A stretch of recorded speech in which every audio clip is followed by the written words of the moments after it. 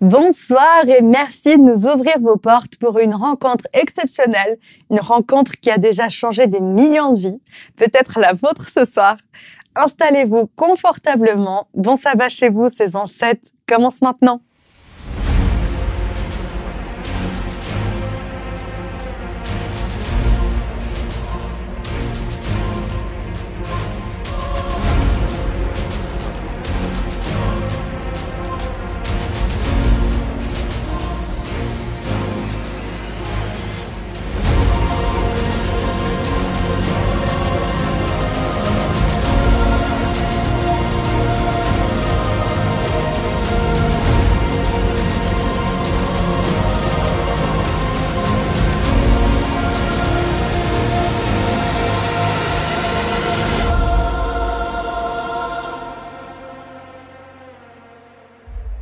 Dans la Bible, Dieu dit « Souviens-toi du jour du repos pour le sanctifier ».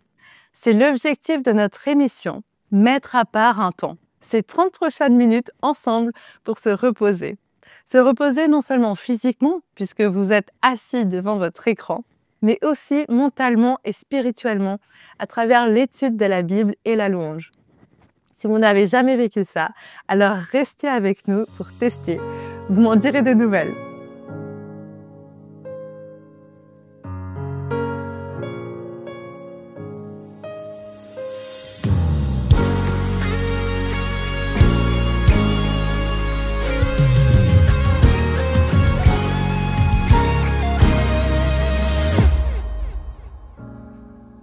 En plein cœur de la nuit, lorsque vient le conflit, tu me donnes ta paix. Même ami le contraint, en toi je ne crains rien, tu me donnes. Tu es ma force et mon bouclier, Jésus mon espoir à jamais. Toute arme formée contre moi sera sans effet, car tu es pour moi. Ensemble, tu marches triomphant, tu m'as pris dans ton camp.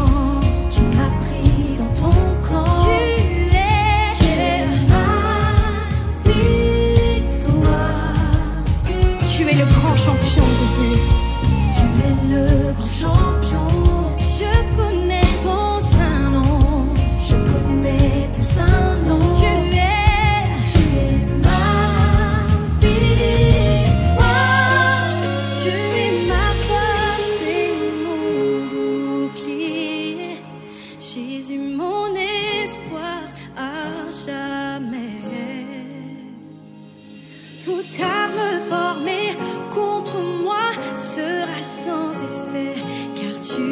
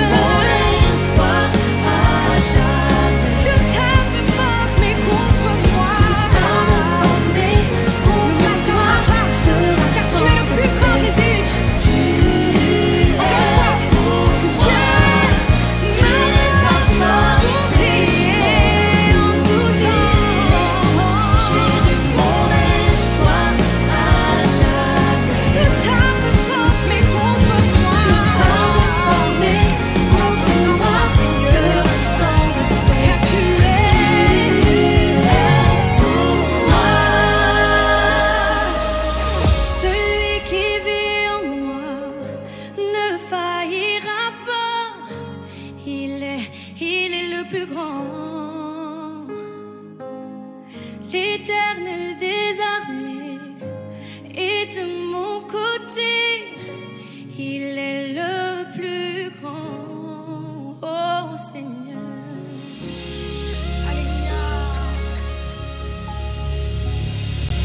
Avez-vous déjà eu besoin de prendre une décision en quelques minutes seulement? C'est le genre de situation qui fait peur aux procrastinateurs. Vous savez, ceux qui remettent sans cesse leurs actions et décisions à plus tard. Quand j'aurai fini mes études, quand j'aurai des enfants, quand je serai à la retraite, quand il y aura du soleil, quand. Et finalement, quand les poules auront des dents. Je connais quelqu'un qui a perdu l'amour de sa vie en remettant toujours à plus tard la concrétisation de son engagement envers lui. Est-ce que vous-même, vous êtes un peu procrastinateur? Avec votre conjoint, vos enfants, votre avenir, votre profession, vos amis, avec Dieu? Attention, vous pourriez perdre gros. C'est ce que nous allons voir tout de suite avec un récit biblique qui nous présente différents personnages qui ont trouvé un tas d'excuses pour ne pas prendre de décision tout de suite. Écoutons cela.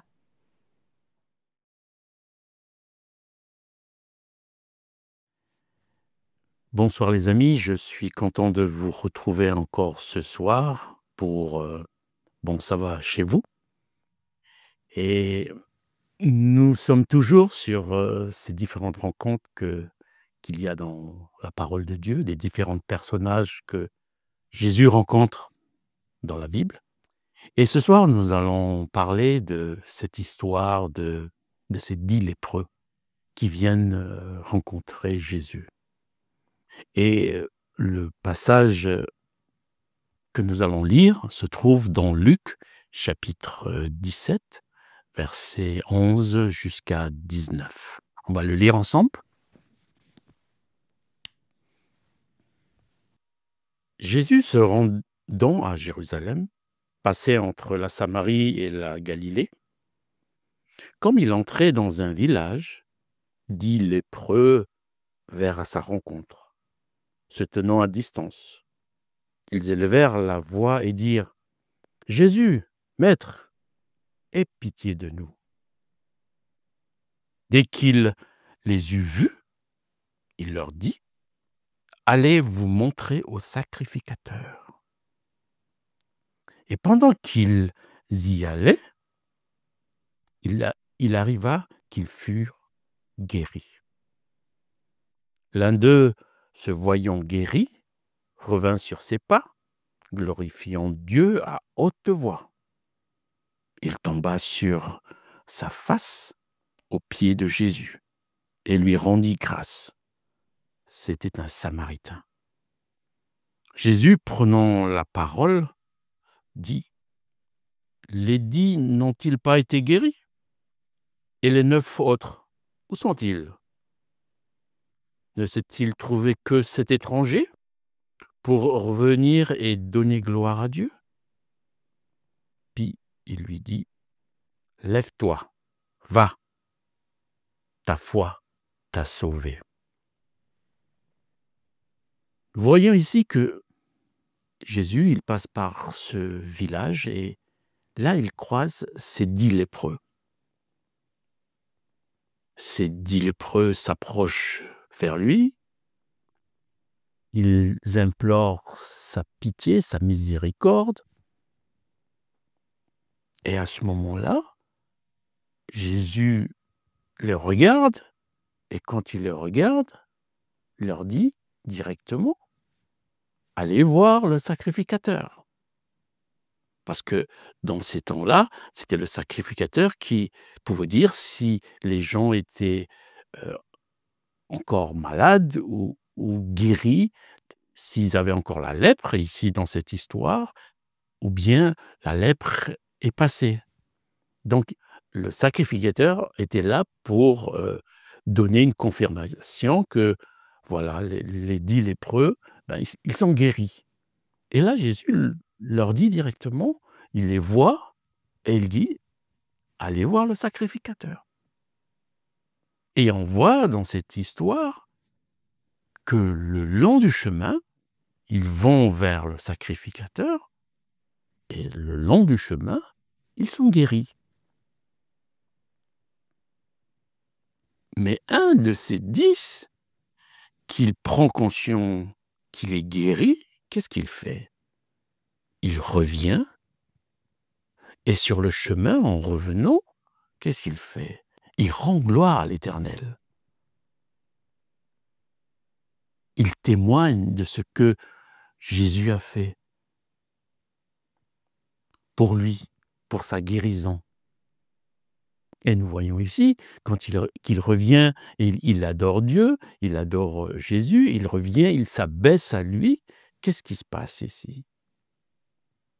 Jésus lui dit, « Va, ta foi t'a sauvé, ta foi t'a guéri. »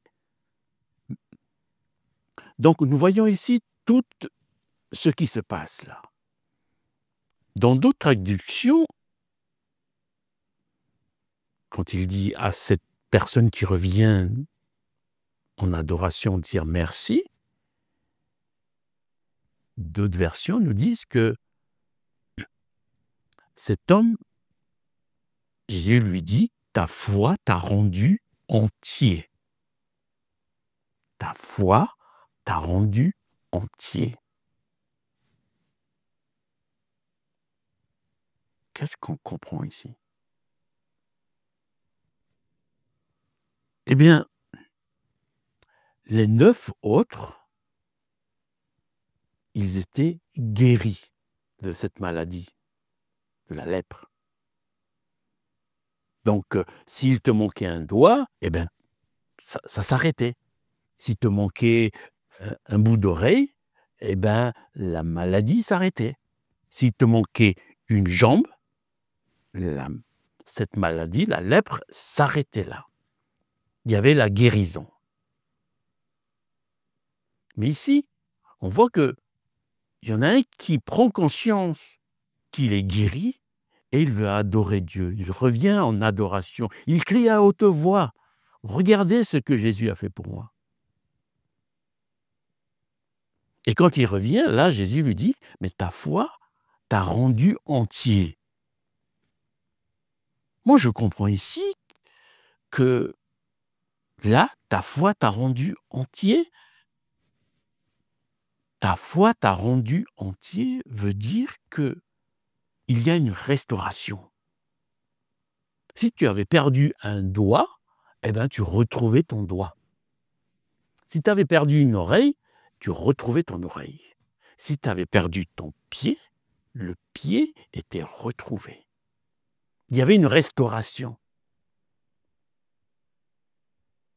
Donc, je récapitule. Ces 10 lépreux viennent, demandent miséricorde et pitié de nous. Jésus les voit, il leur dit, allez voir le sacrificateur. Et le long du chemin, ils sont guéris. Celui qui prend conscience qu'il est guéri et qui revient pour dire merci en adoration, et il crie à haute voix, que tout le monde sache que voilà ce que le royaume de Dieu a fait dans sa vie. Voilà ce que Jésus a fait dans sa vie. Il y a quelque chose de plus qui se passe. Il y a une restauration dans sa vie. Il repart en entier. Donc ce qu'il avait perdu, il l'a retrouvé. Que les autres avaient simplement, la maladie avait disparu. Mais lui, la maladie avait disparu, mais il a retrouvé ce qu'il avait perdu. C'est pour ça que le texte nous dit bien, Jésus lui dit, ta foi, le fait que cette personne a cru et qu'il est en adoration, il revient dire merci, il y a quelque chose en plus qui se passe. La maladie s'en va, il est guéri, mais il y a une restauration qui se passe quand je viens dire merci. Quand il y a une prise de conscience, de reconnaître que le royaume de Dieu, c'est lui qui me restaure, c'est lui qui arrête cette maladie. Mais tout ceci ne peut se passer que de quelque chose au début qui se passe. Jésus traverse ce village et il trouve 10 lépreux. Les 10 lépreux, qu'est-ce que ça signifie? Il y a des principes spirituels qu'il est peut-être important de comprendre ici. Le chiffre 10 nous donne un élément à comprendre, que le chiffre 10 nous dit que c'est l'établissement du royaume de Dieu. Dieu, il est en train d'établir son royaume. Ces personnes, ces lépreux, quand ils viennent voir Jésus, ils sont résolus dans leur cœur que seul Jésus, que seul le royaume de Dieu peut faire quelque chose dans leur vie. Ils sont résolus qu'il n'y a pas autre chose, il n'y a pas trop d'autres institutions, d'autres personnes, d'autres sciences, d'autres sagesses qui vont me guérir, qui vont nous guérir. Et là, il y a des principes spirituels à comprendre, que l'on retrouve dans Matthieu 18, 19. Jésus dit que quand un ou deux s'accordent sur la terre, sur quelque chose quelconque, eh bien, mon Père qui est dans les cieux va lui accorder. Donc, ces 10 lépreux viennent, ils s'accordent entre eux que oui, que seul Dieu peut faire quelque chose pour leur vie. Et ils s'accordent aussi avec la parole de Dieu. Ils croient que seul Dieu, seul le royaume de Dieu peut faire quelque chose pour eux, peut les guérir. Donc la question que je nous pose aujourd'hui, c'est quand je m'approche de Dieu, est-ce que je viens avec cette résolution-là dans ma vie? Ou bien je pense à autre chose, j'imagine autre chose, je confesse autre chose de ma bouche, mon corps me dit autre chose? Ou bien je viens d'un commun accord? Je suis un quand je m'approche de Dieu, je crois, tout mon être, mon corps, mon âme et mon esprit croient que ce qu'il a dit, il va le faire. Est-ce que j'approche, je viens vers Dieu avec cette conviction, avec cette certitude que s'il l'a dit dans sa parole, il va l'exécuter. Ou bien je viens et je pense à autre chose, j'imagine autre chose. Là, dans cette situation, le docteur peut te dire quelque chose et tu crois ce que le docteur a dit. Mais qu'en est-il de la parole de Dieu? Qu'est-ce que la parole de Dieu nous dit? Si tu crois, on voit dans l'histoire de Jairus, quand les gens viennent lui dire « n'importune plus le maître, ton enfant est décédé ». Et Jésus le regarde et lui dit « crois simplement, crois ». Alors, est-ce que vous et moi, nous approchons de l'Éternel face à une difficulté? Comment nous l'approchons? Est-ce que nous l'approchons avec cette conviction dans tout notre être, notre corps, notre âme et notre esprit, que seul le royaume de Dieu peut faire quelque chose ici? Ou bien nous avons encore des doutes quand nous approchons de lui? Alors, on peut s'approcher de lui et avoir simplement cette guérison. Mais on peut aussi, quand on va rendre témoignage, comme le Samaritain qui revient pour dire merci, quand on va crier sur les toits, quand on va faire le témoignage que voilà ce que l'Éternel a fait dans ma vie, il y a quelque chose en plus qui vient. Il y a une restauration qui vient dans notre vie.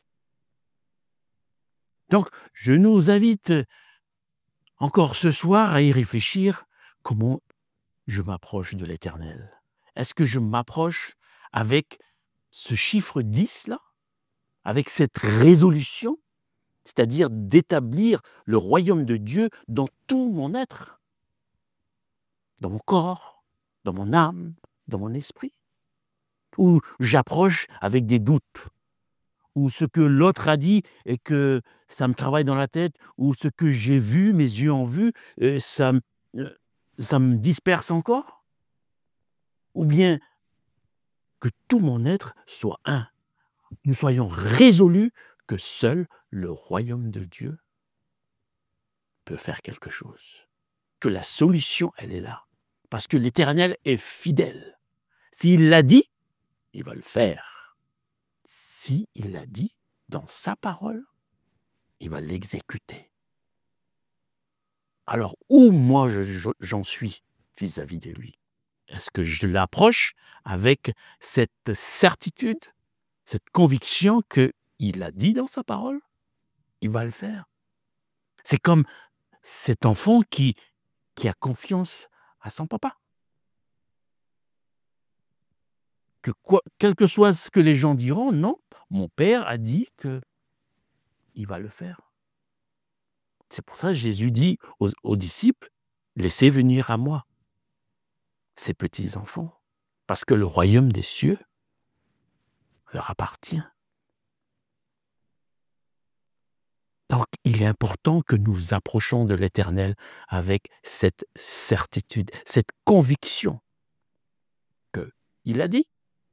Ces principes-là, c'est comme ça. Je vais m'accorder avec mon frère, ma sœur, pour quelle que soit la chose sur la terre. Mon Père qui est dans les cieux va te le donner. Alors, je voudrais nous inviter ce soir à y réfléchir. Et que tout notre corps, que tout notre âme, que tout notre esprit aille dans cette même direction. Que nous soyons convaincus que la solution n'est pas dans une institution, que la solution n'est pas dans une personne, que la solution n'est pas dans d'autres façons de penser, que la solution, elle est dans le royaume de Dieu. Est-ce que j'y crois? Est-ce que je m'approche avec cette certitude ou j'ai encore des doutes?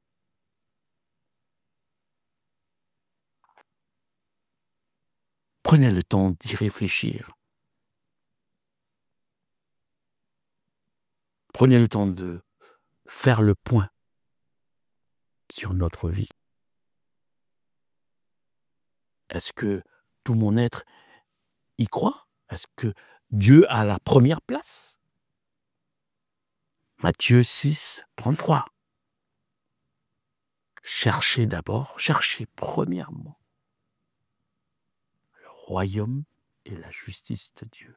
Et tout le reste vous sera donné en plus.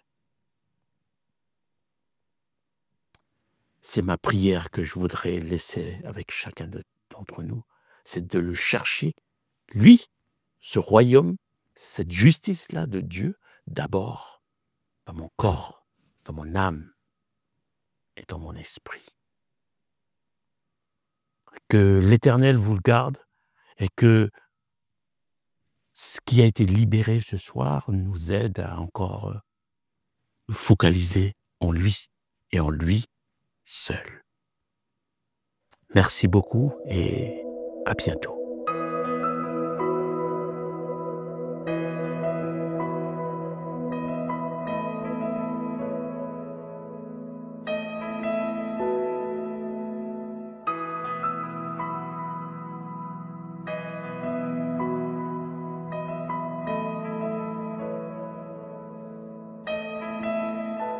Je ne peux m'imaginer ce que ce sera quand je marcherai juste à tes côtés. Je ne peux m'imaginer ce que mes yeux verront lorsque ton visage sera devant moi. Je ne peux m'imaginer. Je ne peux m'imaginer. Je ne peux m'imaginer.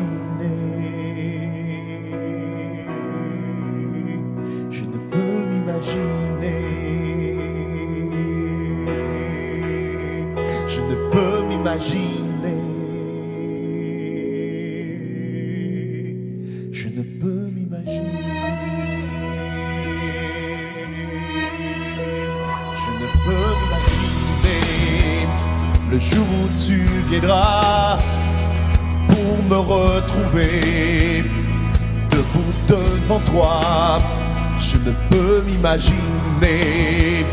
Tout ce que je ferai sera de t'adorer pour l'éternité.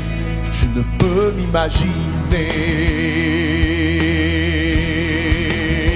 Je ne peux m'imaginer.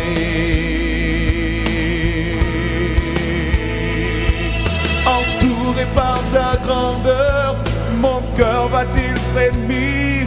Danserai-je pour toi, mon Jésus? Serais-je saisi par la peur? Devant toi resterai-je debout? Vais-je tomber sur mes genoux? Chanterai-je Alléluia? Est-ce que je pourrais te parler? Entouré par ta grandeur, mon cœur va-t-il frémir? Danserai-je Alléluia? Est-ce que je pourrais te parler? Devant toi resterai-je debout? Vais-je tomber sur mes genoux? Chanterai-je Alléluia? Est-ce que je pourrais te parler? Entouré par ta grandeur, mon cœur va-t-il frémir? Danserai-je pour toi, mon Jésus? Saisi par la peur, devant toi resterai-je debout? Vais-je tomber sur mes genoux? Chanterai-je Alléluia? Est-ce que je pourrais te parler? Je ne peux m'imaginer. Yeah. Je ne peux m'imaginer. Je ne peux m'imaginer. Yeah. Je ne peux m'imaginer.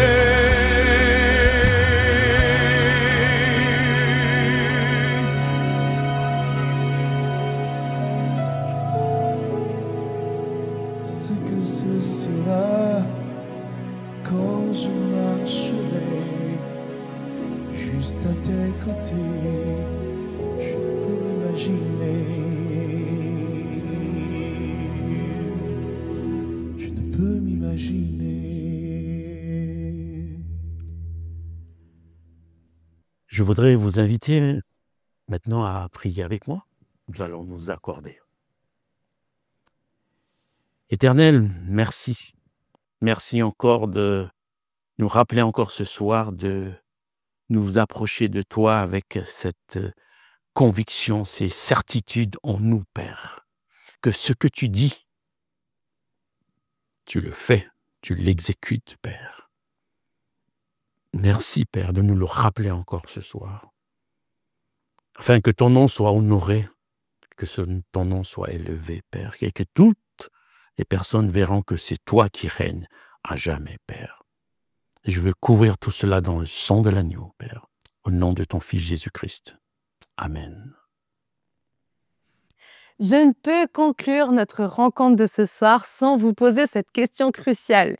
Et vous, quelle sera votre décision? Et quand la prendrez-vous si ce n'est déjà fait? Que Dieu vous inspire durant ce sabbat. Et au nom de toute l'équipe Espoir Média, je vous remercie pour votre présence ce soir et sur tous nos réseaux sociaux. Si ce n'est pas encore fait, rejoignez-nous sur YouTube, Instagram et TikTok en vous abonnant pour ne pas rater nos posts et nos vidéos. Moi, je vous donne rendez-vous la semaine prochaine, même chaîne, même heure, et d'ici là, bon sabbat chez vous.